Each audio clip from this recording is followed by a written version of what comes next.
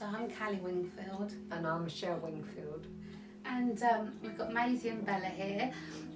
So Bella and Masie are both 9 years old, they're sisters, and in July Masie got a grass seed called the foxtail barley up her nose. She had to go to the Ralph in Marlow, but before that she had to have an emergency vet appointment at Park Vets, who recommended that she has a CAT scan and a rhinoscopy. So they booked the emergency appointment at the Ralph. A couple of days later we went there and Masie had the grass seed removed from her nose from the rhinoscopy, but 2 weeks later we actually found another foxtail barley grass seed in her paw.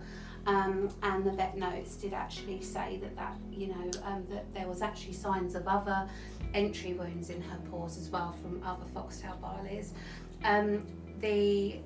So she basically had to have surgery at the Ralph, which cost a significant amount of money, and then she went to Park Vets not that long after, and they investigated her paw for the grass seed as well.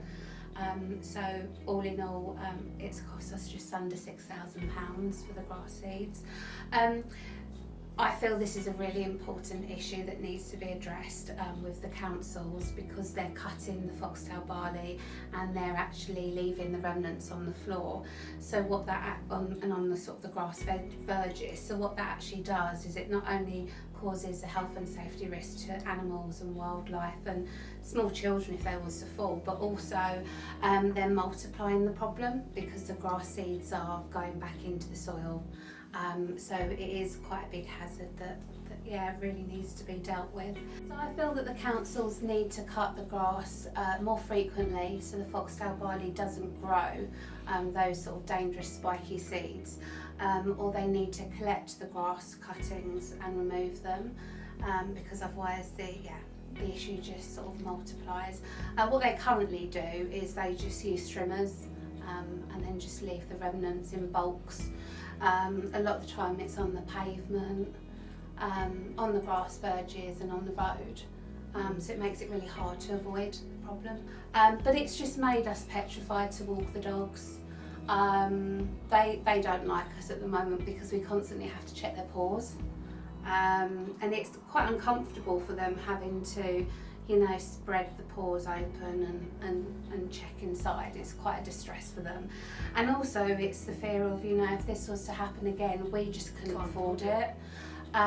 This was something that there was no choice. She had to have the rhinoscopy, she had to have the CAT scan, because more than likely it would have travelled to the brain.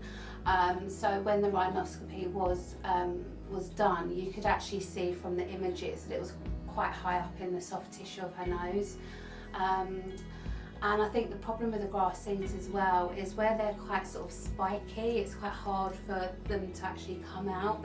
Once they're up there, they're up there.